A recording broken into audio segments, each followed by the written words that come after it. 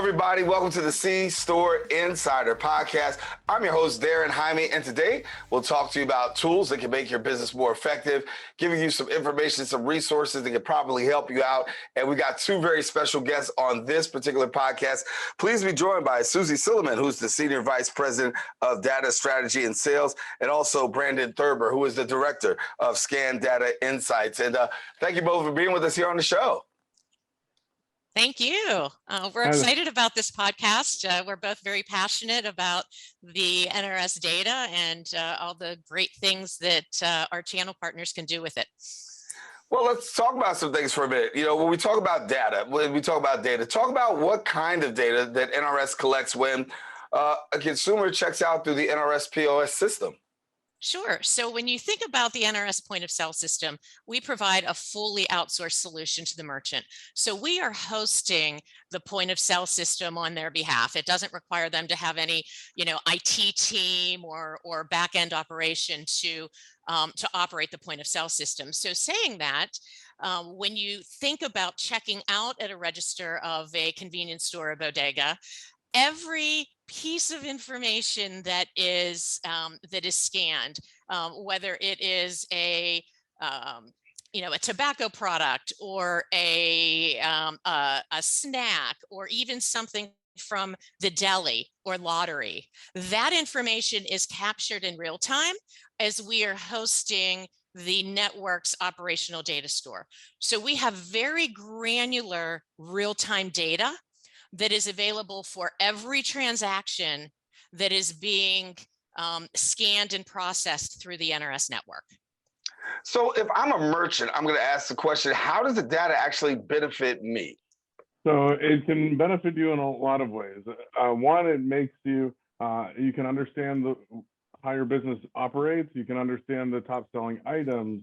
We have an inventory module where you can plug in your inventory and understand the products that are selling through when you may want to reorder something, or maybe it's a slower moving item and you want to prioritize something else.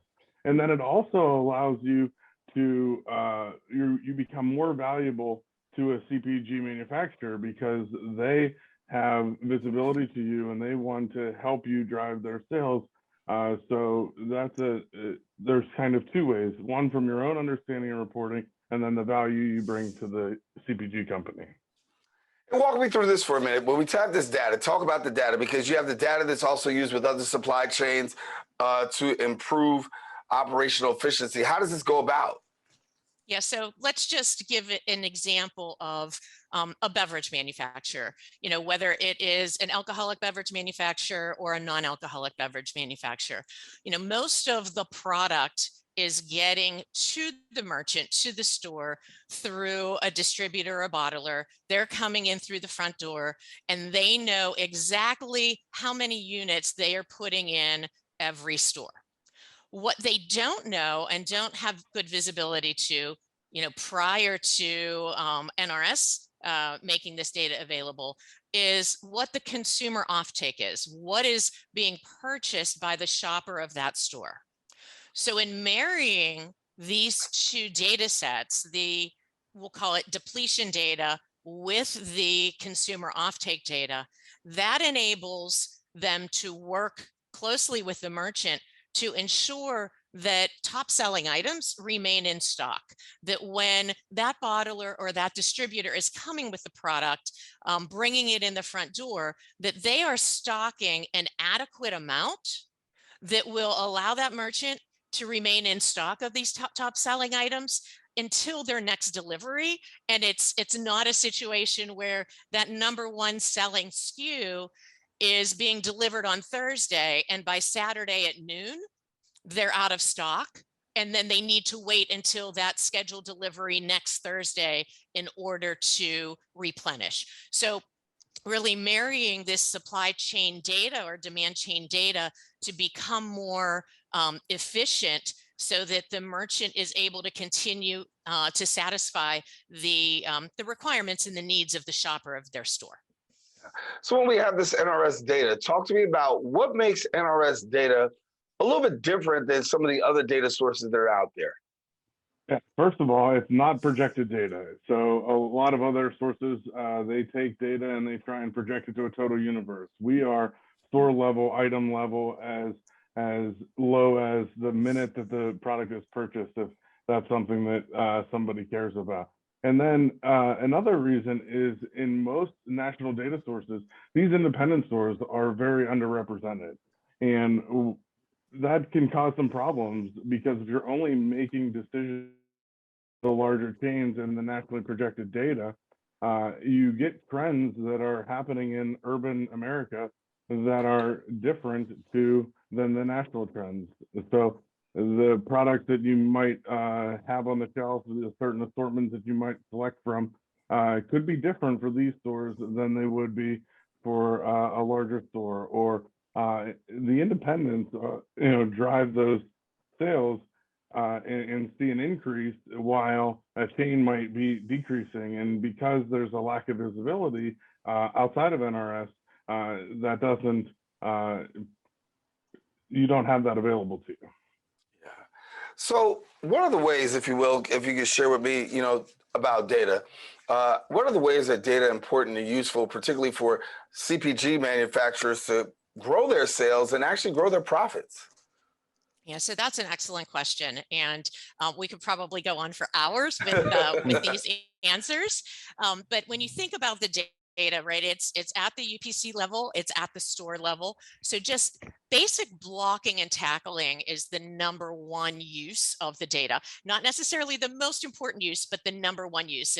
And what I mean by that is this data gives the exposure to where core items are or are not selling in terms of distribution voids or potentially, as Brandon had referenced, needing to fix the mix, that a store may be selling or carrying items that are not the best items for the shopping preferences or the demographics of the shoppers of their stores. So basic blocking and tackling, understanding what the opportunity is, and then prioritizing resources so that they can either remediate a less than desirable situation or really take advantage of an opportunity that previously was unknown to them. So at a very fundamental level, blocking and tackling.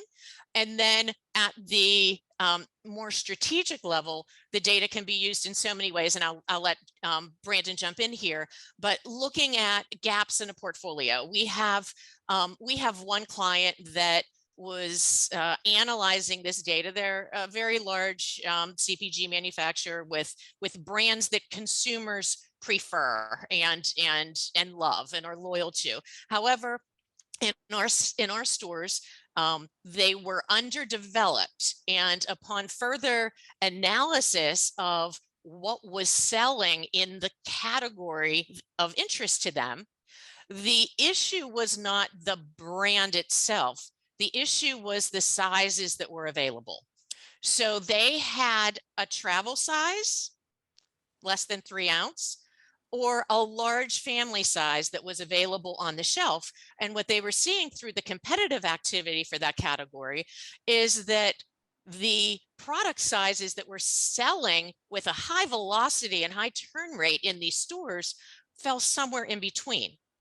So they used that data to go back to the brands team to size the opportunity and made a decision to launch a product size for urban that was sort of the right fit for the shopper needs. So that's one example of how the data is being used very strategically. Brandon, I know you have a few also.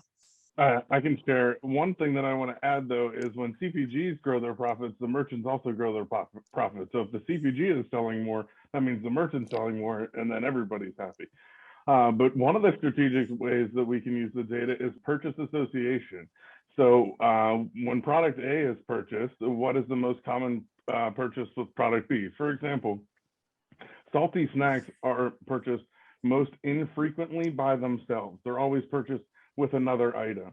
Most often, it's no surprise to anyone, but the data backs it up. That item is a soft drink or a fruit drink.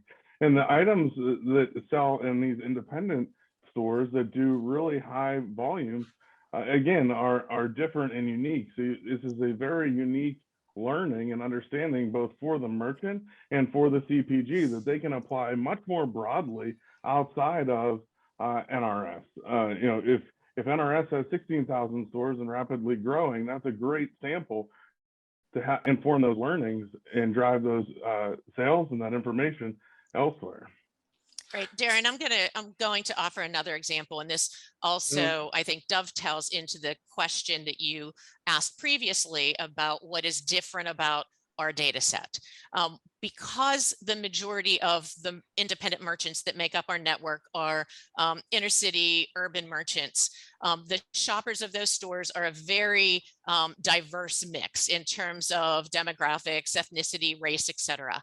And we are able to understand the buying behaviors of different demographic groups that, as Brandon stated, may not really come across in some of the aggregate projected data.